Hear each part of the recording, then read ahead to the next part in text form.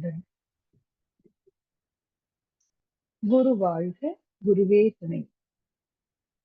அன்னையாய் தந்தையாய் அனைத்துமாய் நம்மை வழிநடத்தும் ஆசான் அருட்தந்தை வேதாத்ரி மகரிஷி அவர்களின் பொற்பாத கமலங்களை வணங்கி நம்மோடு தூக்குமமாக நிறைந்திருந்து என்றென்றும் நம்மை வழிநடத்த வேண்டி ஆழ்ந்த தவவுணர்வில் நல்லதொரு சிந்தனையே உடல் நலத்தை சீரமைத்து உய்வித்த குருவே வாழ்க. வாழ்க வளமுடன், வாழ்க வளம். உலக சமுதாய சேவா சங்கம், ஸ்கை நார்வே, டென்மார்க் மனவளக்கலை மன்றங்கள் இணைந்து நடத்தி வரும் கூட்டு தவ நிகழ்வில் ஒவ்வொரு வாரமும் குரு அவர்கள் நமக்கு பொக்கிஷமாய் அருளியுள்ள ஞான களஞ்சிய கவிகளின் விளக்கங்கள் பார்த்து வருகிறோம். அந்த வகையில் இன்று மற்றும் ஒரு அற்புதமான கவி, சமுதாய நலன் கண் கொண்டு அவ்வளவு அழகா அமைதி நமக்கு இந்த கவிதையை கொடுத்திருக்காங்க. குற்றங்கள் பலவிதம் அப்படிங்கிறது கவிதை தலைப்பு. சரி, குற்றங்கள் பலவிதம்ங்கிறாங்க. அப்ப இத்தனையோ குற்றங்கள் விதவிதமா செய்யறாங்க, தவறு செய்யறாங்க, எத்தனையோ விஷயங்கள் இருக்கு. அதுல குற்றம்னா என்ன அப்படின்னு நம்ம பார்ப்போம். குற்றங்கிறது விதிகளையோ அல்லது சட்டத்தையோ மீறி செய்யப்படும் செயலாகும். ஒரு நாட்டு ஒழுங்கமைப்புக்கு சட்டங்கள் வரையறுக்கப்படுகிறது. அற வாழ்க்கை, அற வழியாக ஒழுக்கம், கடமை, ஈகை, நீங்க எது நம்ம விளக்கம் பார்த்தாலும் இந்த மூணுத்துக்குள்ள அடங்கிடும். அந்த மாதிரி நமக்கு சாமிஜி கொடுத்துட்டு போயிருக்காங்க. இப்ப அந்த அற வழி அல்லாது அதற்கு இயற்கைக்கு முரணாக செய்யப்படும் ஒவ்வொன்றும் குற்றமே. விதிகளையோ அல்லது சட்டத்தையோ மீறி செய்யப்படும் செயல்தான் குற்றம் அப்படிங்கிறாங்க. எந்த சட்டம்? இயற்கை சட்டம் அப்படிங்கிறாங்க. அந்த இயற்கைக்கு முரணான விஷயங்கள். இத்தகைய செயல் அதிகாரத்தில் உள்ளவர்கள் தண்டனைக்கு உட்படுத்தப்படலாம் அப்படிங்கிறாங்க. அந்த குற்றம் செய்தவங்க தண்டனையை அனுபவித்தே தீரணும் அல்லது எச்சரிக்கை விடுக்கப்படலாம். மரண தண்டனையும் கொடுக்கறாங்க, ஆயுள் தண்டனையும் கொடுக்கறாங்க. குற்றத்திற்கான வரையறை வெவ்வேறு இடம், வெவ்வேறு காலகட்டத்தை பொறுத்து ஒவ்வொரு தனி மனித சமுதாயத்துக்கும் மாறுபடலாம்ங்கிறாங்க. நிச்சயமா அப்படிதானே. இப்ப இந்திய அரசியலமைப்பு சட்டப்படி எத்தனையோ விஷயங்கள் நமக்கு கொடுத்திருக்காங்க. அது மற்ற வெளிநாடுகளில் இருக்கிற அந்தந்த நாட்டு சட்டங்களோட ஒப்பிட்டு பார்க்கும் பொழுது மாறுபட்டுதான் இருக்கும். ஏன்னா அந்தந்த நாட்டு சூழ்நிலை, இயற்கை சூழ்நிலை, தட்பவெப்ப சூழ்நிலை, அப்புறம் வாழ்க்கை முறை, அதற்கேற்றபடி எல்லாமே கணக்கில் கொண்டுதான் அந்த குற்றத்தின் அந்த தீவிரம் எந்த விதமா எந்த வகையான குற்றங்கள் செய்யப்பட்டுள்ளது அப்படிங்கிறதையும் கணித்து கண்டுபிடித்து அதுக்கு தகுந்த ஆதாரம் இருக்கான்னு பார்த்து அதன்படிதான் அதுக்கு பிறகுதான் அந்த குற்றத்திற்கான தண்டனையே வழங்கப்படுகிறது. அந்த தண்டனை கூட நாட்டுக்கு நாடு மாறுபடுறது பாருங்க. குற்றங்கள் செய்தவங்க எல்லாருமே தண்டனை அனுபவிக்கிறதும் கிடையாது. நிரபராதிகளாக இருக்கிற எல்லாருமே நிரபராதி என்று சொல்லப்படுவதும் கிடையாது. சமய சந்தர்ப்ப சூழ்நிலைகள், அரசியல், அந்த நீதிமன்ற காவல் முன்னாடி என்ன மாதிரி அவங்களுக்கு சாட்சிகள், என்ன மாதிரி அந்த வழக்கு செல்கிறதோ அதன்படி அடிப்படை வைத்துதான் நீதியும் வழங்கப்படுகிறது. மனிதாபிமானங்கிறது அடுத்த நிலைக்குதான் வருது. நம்ம ரொம்ப பிராக்டிக்கலா நம்ம பார்க்கும்போது அந்த மனிதாபிமான அடிப்படையில செய்த குற்றங்களுக்கான அந்த தண்டனை கரெக்டா தப்பு செய்தவங்களுக்கு அது போகிறது கிடையாது. தவறு செய்யாமல் இருக்கிறவங்க நிறைய பேர் அனுபவிக்கிறாங்க. இந்த மாதிரி குற்றங்கள்லாம் எப்படி ஏற்படுது, குற்றம்னா என்ன அப்படிங்கறத நம்ம பார்த்தோம். குற்றம் செய்வது எதனால்னு பார்க்கலாம். ஏன் இந்த தவறுகளுக்கு போறாங்க, எதனால இந்த மாதிரி நடக்கிறது, ரொம்ப அழகா சாமிஜி அதுக்கும் விளக்க கவி கொடுத்திருக்காங்க. குற்றம் புரிவது ஏன் அப்படிங்கிற ஒரு இதுல எண்ணம், சொல், செயல்கள் தான் தன் விளைவை கொண்டு, எண்ணம், சொல், செயல்கள் தன் விளைவை கொண்டு எவருக்கோ எப்போதோ துன்பம் நேர்ந்தால் மண்ணுலகில் அத்தகைய செயல்கள் தம்மை மதிக்கின்றோம் குற்றம் என்று. அதாவது அந்த துன்பம் விளைவிக்கிறது குற்றம், அந்த குற்றத்தை மதிக்கிறதா சொல்லல இந்த இடத்துல. இதுக்கு பேரு குற்றம்னு பேரு அப்படிங்கிறாங்க என்று அனுபவத்தால் விண்ணறிவு அதிகரித்து விண்ணறிவு அதிகரித்து விஞ்ஞான அறிவு அதிகரித்து மக்கள் பெற்ற வசதிகளை நன்முறையில் பயன்படுத்தி உண்ண உடுக்க வாழ மனிதர்க்கெல்லாம் உரிமை சமமாய் அமைந்தால் குற்றம் ஏது? ஏன்னா எல்லாருக்கும் எல்லாம் கிடைப்பதில்லை. இப்ப திருடுறாங்க நிறைய. இப்போ நம்ம நீதிமன்றத்துல கேட்டோம்னா அத்தனை வழக்குகள் நிலுவையில் உள்ளனன்னு சொல்றாங்க. ஒரு கணவன் மனைவி டைவர்ஸ் கேஸ்னாலே லட்சக்கணக்குல பெண்டிங்ல இருக்கான் அந்த இதெல்லாம். அப்ப அது மட்டும் இல்ல, அது மாதிரி திருடுறது, கொள்ளையடிக்கிறது, கொலை செய்வது, அந்த பஞ்சமா பாதங்கள் அத்தனையும் வந்துருது. நாட்டை ஏமாத்துறது, இது எல்லாமே வந்து பாத்தீங்கன்னா நிரூபிக்கப்படுவது இல்லை. அவங்க குற்றம் செய்தாங்கன்னு சொல்லி நிரூபிக்கப்படுவதில்லை. சட்டத்தில் இருக்கும் ஓட்டைகள் சொல்றாங்க. சட்டத்திற்கு இருக்கும் ஓட்டைகள். அதன் மூலமாக குற்றம் செய்தவர்கள் ரொம்ப ஈஸியா தப்பிச்சிடுறாங்க அப்படின்னு சொல்றாங்க. இதான் சொல்றாங்க, எண்ணம் சொல் செயல்கள் தன் விளைவை கொண்டு எவருக்கோ எப்போதோ துன்பம் நேர்ந்தால் மண் உலகில் அத்தகைய செயல்கள் தம்மை மதிக்கின்றோம் குற்றம் என்று. துன்பம் ஒரு ஒரு உயிர் ஒரு ஜீவன் துன்பப்பட்டதுன்னா அதுதான் குற்றம். அதுதான் குற்றம்னு சொல்றோம்.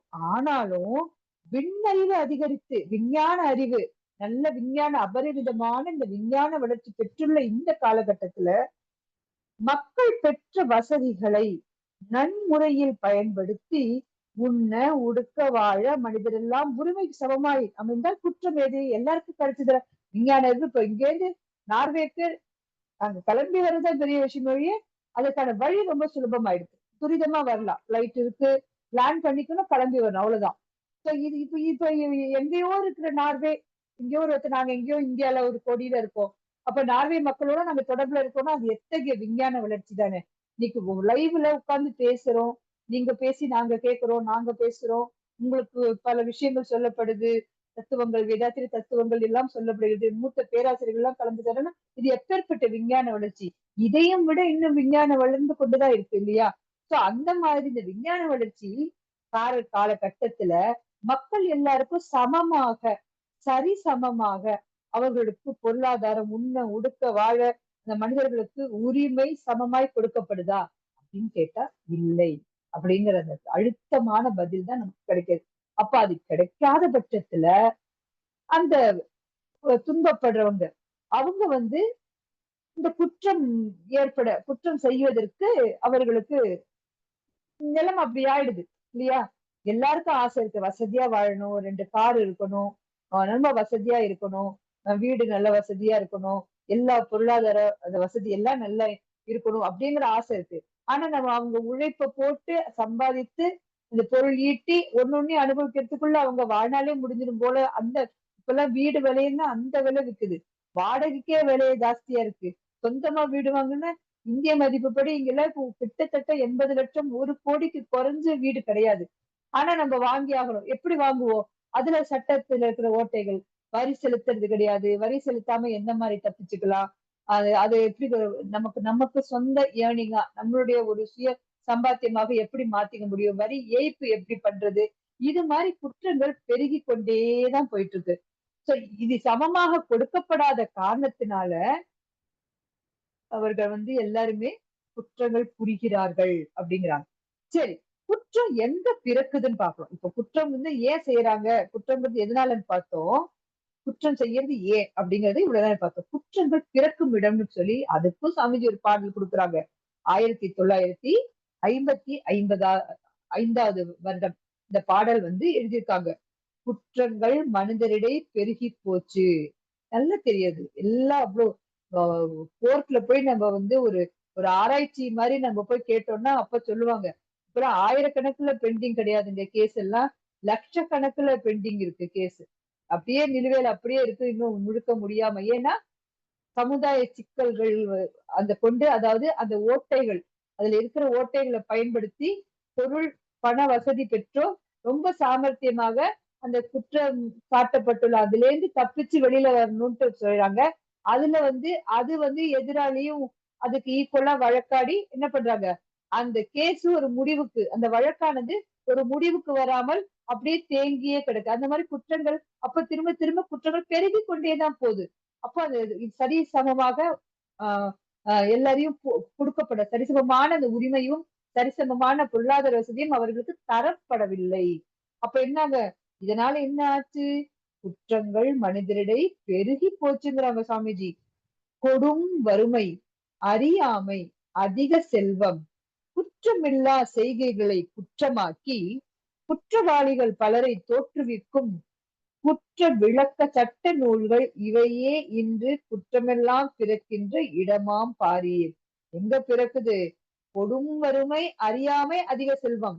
வறுமை கீழே இருக்கிறவங்க ஒரு பகுதியினர், இத அறியாமல் ஒரு இன்னசென்ட்டா நம்ம மேல ஒருத்தங்க குற்றம் சாட்டுறாங்களே அப்படிங்கிறது புரியாம அந்த அந்த வலையில மாட்டிக்கிறவங்க ஒரு பகுதியினர்.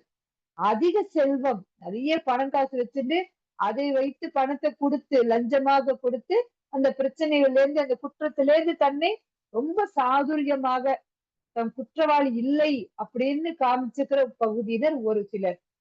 இந்த மாதிரி இந்த செய்கைகளை குற்றமாக்கி குற்றமில்லா செய்கைகளை குற்றமாக்கி எப்படி இந்த வார்த்தைகள் ஒண்ணு ஒண்ணு சாமிஜி கொடுத்திருக்காங்க பாருங்க. குற்றமில்லா செய்கைகளை குற்றமாக்கி குற்றவாளிகள் பலரை தோற்றுவிக்கும். அவங்க தப்பு செய்யவே இல்லை, ஆனாலும் அவர்கள் மேல் தப்பு இருக்கு, அவங்க தவறு செய்திருக்காங்க அப்படின்னு அவங்களுக்கு குற்றம் சாட்டப்பட்டு அவங்களை நீதிமன்றத்துல முன்னிறுத்தி பொய்யான சாட்சியங்களை வைத்து பணம் செலவழிச்சு பொய்யான சாட்சியங்களை வைத்து அவர்கள் என்ன பண்றாங்க? சிக்கல்ல அவங்கள மாட்டி விட்டுறாங்க. இந்த குற்ற விளக்க சட்ட நூல்கள் இவையே இன்று குற்றமெல்லாம் பிறக்கின்றன. எப்படி நம்ம போய் திருப்பி எதிர்வாதம் கொடுக்கவே முடியாது. தவறு தவறு செய்தவங்க அவங்களுக்கு தப்பிக்க வழி தேடுறாங்க, பணம் செலவழிக்கிறாங்க. அப்போ தப்பிக்கும் போது என்ன பண்ணுவாங்க?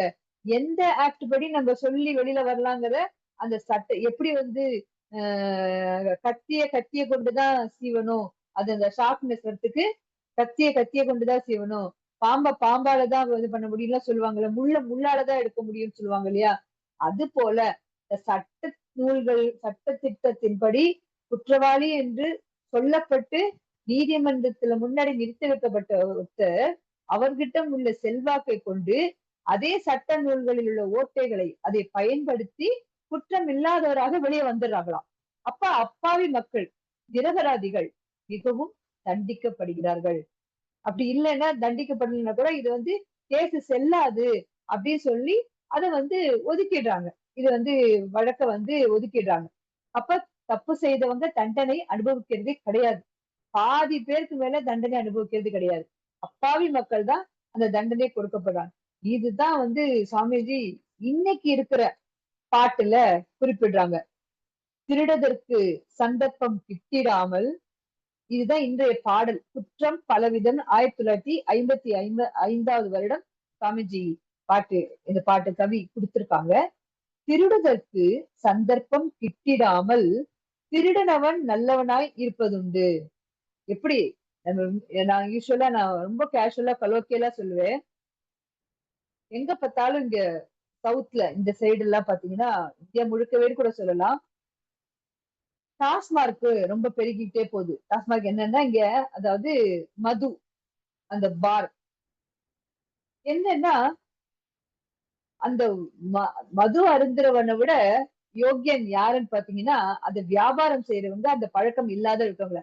அதாவது ஒரு சந்தர்ப்பம் கிடைத்தும் தன் நிலை மாறாமல் அந்த கண்ணியத்தோடு அந்த ஒழுக்க பழக்கத்தோடு அந்த பண்பாட்டோடு அப்படி இருக்கிறவங்கதான் சந்தர்ப்பம் கிடைத்தும் தவறு செய்யாம இருக்கிறவங்க இல்லைங்களா?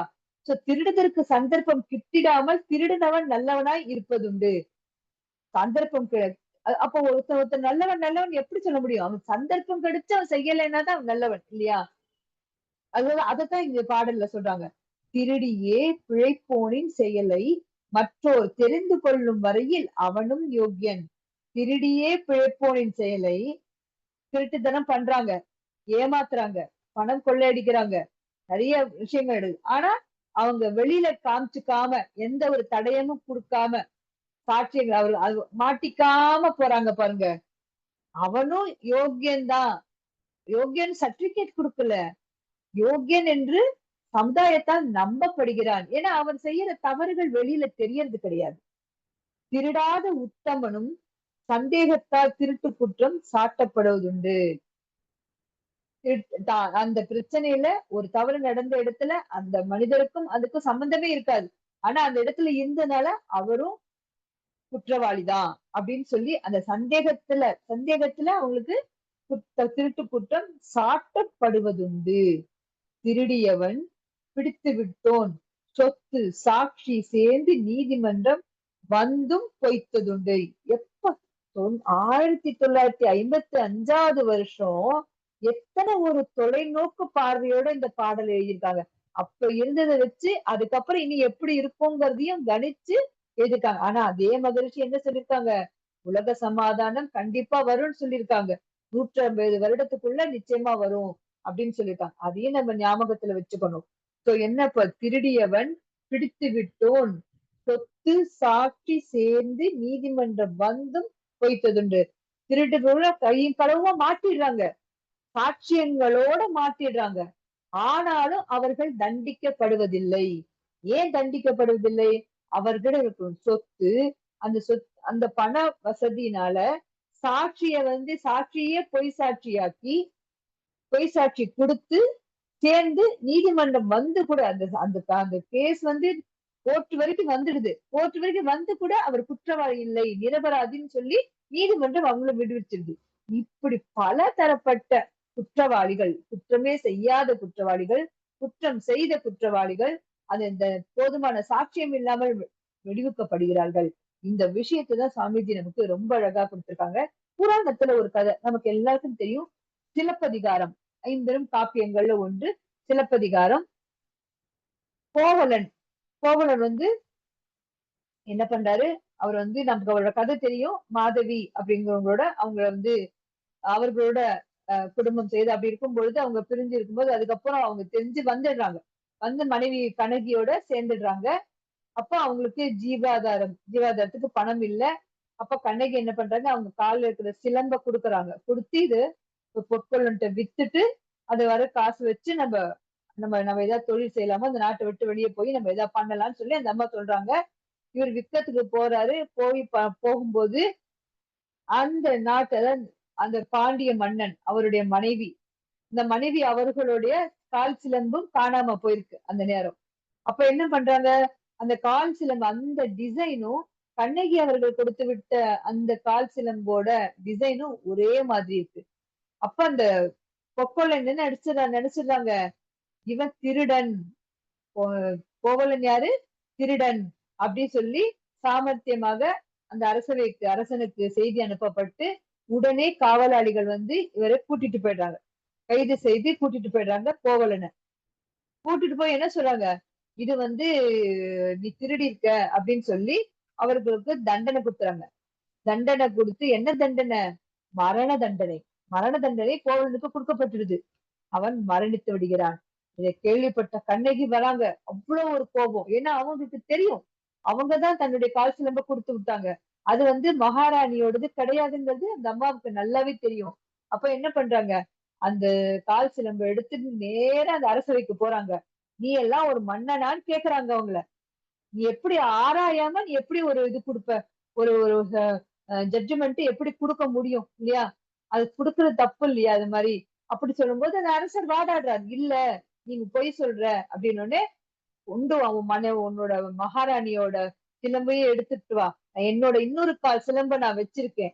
அது ரெண்டுத்தையும் ஒரே நேரம் போட்டு உடைக்கலாம். ஒண்ணு ஒண்ணா போட்டு தரையில போட்டு ஓங்கி அடிக்கும் போது மகாராணியோட கால் சிலம்பு மாணிக்க வைடூரியமா வின்றது. இந்தம்மா கால்ல இருக்கிறது சாதாரண ஒரு சிலம்புதான். அப்ப பாண்டிய மன்னனுக்கு புரிஞ்சிடுது, நம்ம தவறு செய்துட்டோம். குற்றவாளி அவர் இல்லை. கோவலன் குற்றவாளி இல்லை அப்படின்னு சொல்லி நாம தவறு செய்துட்டோம் அப்படின்னு சொல்லி அந்த நேரமே அவரும் உயிரை விட்டுறாரு. எப்பேற்பட்ட மன்னன் பாருங்க. தான் பொய் பொய்யாக ஒரு அந்த ஜட்ஜ்மெண்ட் கொடுத்ததுனால அது பொய்யாக நீதின்னு நினைச்சு கொடுத்ததுல ஒரு ஒரு உயிர் போயிடுத்து அப்படிங்கறது தாங்க முடியாம அந்த அந்த கணமே அவர் உயிரை விட்டுறாராம். எப்பேற்பட்ட விஷயங்க. எனக்கு ரொம்ப ஆச்சரியமா இருக்குல்ல நமக்குள்ள இந்த வரலாற்று கதைகள்லாம் நம்ம படிக்கும்போது கேட்கும் பொழுது அவ்வளவு அப்பவும் கண்ணகிக்கு மனசு அந்த கோபம் தீரல. அவங்க வந்து அவங்களோட கற்பின் வலிமையால மதுரை மாநகரத்தையே எரித்ததாக இந்த கதை வந்து அப்படி தொடர்ந்து போகுது. அப்ப குற்றம் செய்யாதவன் அந்த தெரியாம அவனும் அவனுக்கு தண்டனை வழங்கப்பட்டது. இப்படியும் அவங்க என்ன சாட்சியம் இல்ல. அவன் தன்னை நிரூபித்ததுக்கு வெளியில அவரை பேசவே விடல. போகலன்னா பேசவே விடல. தன் மனைவி குடுத்து விட்டா அப்படின்னு சொல்றது அதை கேட்கறதுக்கு அந்த ராஜா தயாராக இல்ல. அந்த மாதிரி ஒரு இதிகாசங்கள் நமக்கு தெரியும். ராமாயணம், மகாபாரதம். மகாபாரதத்துல பாத்தீங்கன்னா குருஷேத்திர போர் வந்து ஃபர்ஸ்ட் வந்து அந்த சதுரங்கம் சதுரங்கம் போட்டு அவங்க வந்து சூது விளையாட்டு. ஒரு பக்கம் பாண்டவர்கள், இன்னொரு பக்கம் வந்து கௌரவர்கள். கௌரவர்கள் என்ன பண்ணிட்டாங்க, அவங்க அவருடைய மாமா சகுனி அவரை வந்து தனக்கு பதிலாக அவங்க ஆடுவான்னு சொல்லிடுறாங்க. இங்க பாண்டவர்கள் அவர் தர்மர் 5 பேருமா சேர்ந்துதான் வாடுறாங்க. வாழ்க வளமுடன். சாட் போட்டீங்கன்னா டிஸ்டர்ப் ஆகுது எனக்கு. வாழ்க வளமுடன். சோ அப்ப வந்து அது மாதிரி போடும்போது அந்த நேரம் வந்து எல்லாத்தையும் இழந்துடுறாங்க. பாண்டவர்கள் வந்து எல்லாத்தையுமே இழந்துடுறாங்க. அவங்களுடைய நாடு, அவங்களுடைய சொத்து, என்னென்ன இருக்கோ எல்லாத்தையும் வந்து கடைசியா எடுக்கிறதுக்கு ஒண்ணுமே இல்லைன்னு சொல்லி நிக்கும் பொழுது, அப்ப துரியோதனர் கேக்குறேன், ஏன் உன் மனைவி இருக்கா? மனைவியை வைத்து ஆடுங்கிறாங்க. அந்த அந்த மாதிரி வேற வழி இல்லாத அவங்க மனைவியும் வச்சு ஆடுறாங்க. மனைவியும் இழக்குறாங்க. யார? பாஞ்சாலிய, திரௌபதிய அவர்களையும் இழக்குறாங்க. இழக்கும்போது அப்போ வந்து துரியோதனன் அவங்க அவங்க ஜெயிச்சிடுறாங்க. ஜெயிச்ச உடனே என்ன சொல்றாங்க? அந்த மனைவி அதாவது பாஞ்சாலி வந்து தன் தொடை மீது வந்து உட்கார சொல்லு அப்படின்னு சொல்லி துரியோதனன் சொல்றாரு. அவங்க வர மறுக்கும் போது என்ன ஆகுது? துச்சாதனன் அந்த அம்மாவை புடிச்சு தரன்னு இழுத்துன்னு வந்து மடியில உட்கார வைக்கணும்னு சொல்லி வராங்க. அப்ப அந்த அப்போ கிருஷ்ணன் வந்து காப்பாத்துற கதை போகுது. நம்ம இதுக்குள்ள கதையோட கண்டினியூ பண்ணாம நடுவுல புரிஞ்சுக்கலாம். இப்ப அதுக்கப்புறம் குருஷேத்திரா போர் வந்து எல்லாரும் மௌனமா இருக்காங்க. யாராலையும் பேச முடியல. அப்ப வந்து குருஷேத்திரா போர் டிசைட் ஆயிடுது. போர்க்களத்துல பீஷ்மர் அவர்தான் அந்த ராஜாலேயே மூத்தவர். அவரை வந்து அர்ஜுனன் வீழ்த்திடுறாரு. வீழ்த்திட்டு அவர் முள்ளு படுக்கையில படுத்திருக்காரு. உயிர் பிரிய மாட்டேங்குது. அப்போ என்ன இவ்வளவு துன்பம் இருக்கும்போது கிருஷ்ணர் வந்து அவருக்கு கிருஷ்ண பரமாத்மா அவருக்கு எடுத்து சொல்றதாக கதை போறது. என்னன்னா ஒரு இடத்துல தவறு நடக்கிறது சட்டப்படி பேச முடியாதுங்கிற ஒரு சூழ்நிலை வந்தாலும் நியாய தர்மப்படி அவங்க வந்து மௌனித்திருக்க கூடாது. மௌனம் காக்காம அவங்க வந்து நடந்தது இது நம்ம ராஜாவா இருந்தாலும் தப்பு செய்தா தப்புதான் எடுத்து சொல்லியிருக்கணும் அப்படின்னு சொல்லிடுறோம். தப்பு செய்திருந்தா தப்புதாங்கிறத எடுத்து சொல்லியிருக்கணும். அப்ப எடுத்து சொல்லாம இந்த மாதிரி நடந்துட்டது மௌனமாக போனது. அதாவது பேச வேண்டிய இடத்துல பேசாம இருக்கிறதும், பேச தேவையில்லாத நேரத்துல பேசிக்கொண்டே இருப்பதும் பிரச்சனையில கொண்டு விட்டுடும். சோ அந்த மாதிரிதான் இங்க நடந்து போயிடுறது. அப்போ இப்ப நீ அதுவும் தவறுதான். பேசாமல் இருந்ததும் தவறுதான் அப்படின்னு சொல்லி அது எடுத்து சொல்லி அதுக்கப்புறம் அவருக்கு அவர் தான் செய்த தவறை அவர் உணர்ந்து அவர் வந்து இறைநிலை கிட்ட சரண்டர் ஆகி அப்படி அது அவருக்கு அப்புறம் முக்தி மோட்சம் அது அப்படி போகுது. அப்ப எந்த குற்றம் நடந்தாலும் குற்றத்திற்கு என்ன காரணம் அப்படின்னு பார்க்கும்போது நம்ம போன வாரம் கூட நம்ம பார்த்தோம். மண்ணாசை, பெண்ணாசை, பொன்னாசை. இதுதான் காரணம். அந்த ஆசைதான் காரணம். தன்முனைப்பு தான்கிற தன்முனைப்பு, அதிகாரப்பற்று, பொருள் பற்று இந்த காரணத்தினாலதான் பல குற்றங்கள் அந்தந்த காலகட்டத்துக்கு தகுந்த மாதிரி நடந்துகிட்டே இருக்கு. இப்ப ரீசெண்டா என்ன நடக்குது? என்ன மாதிரி நம்ம பார்க்கும்போது நம்ம போன்ல எல்லாம் பாத்தீங்கன்னா அடிக்கடி ஏதாவது ஒரு இன்டர்நேஷனல் கால் வருது. இன்டர்நேஷனல் கால் வந்து எடுக்கக்கூடாதுன்னு சொல்லி நமக்கு இப்ப ரெக்கார்டட் மெசேஜ் எங்களுக்கு இந்தியாவில நடந்துகிட்டு இருக்கு. இப்படி அனுப்புறாங்க. என்னன்னா யூஎஸ்ல இருந்து ஒரு நம்பர் எடுத்து அவங்களுடைய கான்டாக்ட் நம்பர்ஸ் எல்லாம் ஃபுல்லா எடுத்து அவங்க காசு கேக்குற மாதிரி யாருக்கோ உடம்பு முடியாத மாதிரி அவங்க சொல்லி அந்த மாதிரி பைசா கலெக்ட் பண்றாங்க. அதாவது தவறுகள் பலவிதமா இருக்கு. குற்றங்கள் பலவிதமா இருக்கு. எந்த பக்கம் போனாலும் நமக்கு வந்து எது இப்போ எந்த அளவுக்கு விஞ்ஞான வளர்ச்சி அபரிதமான இந்த விஞ்ஞான வளர்ச்சி நன்மைகளை கொடுக்கிறதோ அதுக்கு சமமாக பிரச்சனைகளும் இருந்து கொண்டுதான் இருக்கு. ஏன்னா அது எது இந்த எந்த விதத்துல நாம நன்மை அடையிறோமோ அதே அதையே பயன்படுத்தி அந்த ஓட்டையே பயன்படுத்தி தவறும் நிறைய செய்யறாங்க. எக்கச்சக்க தவறு. நான் ஷார்ட்ஸ்ல கூட சொல்லிப்பேன். தெரிந்து செய்வது தப்பு, தெரியாமல் செய்வது தவறு. ஆனா எது பண்ணாலும் தவறு, குற்றம் குற்றம் தான். எது பண்ணாலும் குற்றம் தான். அந்த அந்த செயலுக்கு விளைவு நிச்சயம். இவங்க தப்பிச்சுக்கிறாங்க. குற்றவாளிகள் என்ன பண்றாங்க? அந்த சட்டத்தின் ஓட்டைகளை பயன்படுத்தி தப்பிக்கிறாங்க. ஆனாலும் இறை சட்டத்துக்கிட்ட இங்க தப்பிக்கலாம். நீதிமன்றத்துக்கு முன்னாடி தப்பிச்சிடலாம். ஆனா அந்த இறை சட்டம்னு ஒண்ணு இருக்கு பாருங்க. அது அவர்களுக்கு அதற்கான விளைவை தந்தே தீரும். அதை புரிஞ்சுக்கணும். அப்ப என்ன நமக்கு என்னதான் கடைசியா வேணும்? எல்லாரும் இந்த மனவளக்கலைக்கு வந்துடுங்க. மனவளக்கலை பயிற்சிகளை எடுத்துக்கணும். எடுத்துட்டு நம்ம இரண்டொழுக்க பண்பாடு ரொம்ப சின்சியரா ஃபாலோ பண்ணும். எதுக்காக பிறந்திருக்கோம்? ஏன் வாழ்ந்துகிட்டு இருக்கோம்? இதை நோக்கின பயணம் எப்படி நம்ம வந்து அன்பும் கருணையுமாக இருக்கணும், தவம் செய்யணும், பயிற்சி செய்யணும், செய்து தன் மனதையும் தன்னையும் தன் மனதை தூய்மைப்படுத்திக் கொள்ளும் பொழுது இந்த குற்றங்கள் எந்த விதத்துல நடக்கும்? ஏன்னா எதிர்பார்ப்பு இருக்காது. எல்லாரையும் தன்னை போல் நேசிக்க ஆரம்பிச்சிடுவாங்க. அப்ப இந்த குற்றங்கள் நடப்பதற்கு வாய்ப்பே கிடையாது. அந்த விதத்தில் இந்த நவநாகரீக வளர்ச்சி பெற்றுள்ள அந்த விஞ்ஞான வளர்ச்சி பெற்றுள்ள இக்காலகட்டத்துல அந்த நாம ஃபர்ஸ்ட் என்ன பண்ண நம்ம தவறு செய்ய போறது கிடையாது. ஏன்னா நமக்கு தெரியுது நம்ம மனவளக்கலையில இருக்கோம். சுவாமிஜி நமக்கு ரொம்ப அழகா எடுத்து சொல்லியிருக்காங்க. ஆனா நம்மை சுற்றி தவறு செய்வர்களை நம்ம வந்து தண்டிக்க நம்ம வந்து அதை நம்ம கண்ட்ரோல் பண்ணவே முடியாது நம்ம இல்லையா? அப்ப அட்லாஸ் என்ன பண்ணலாம் நம்ம?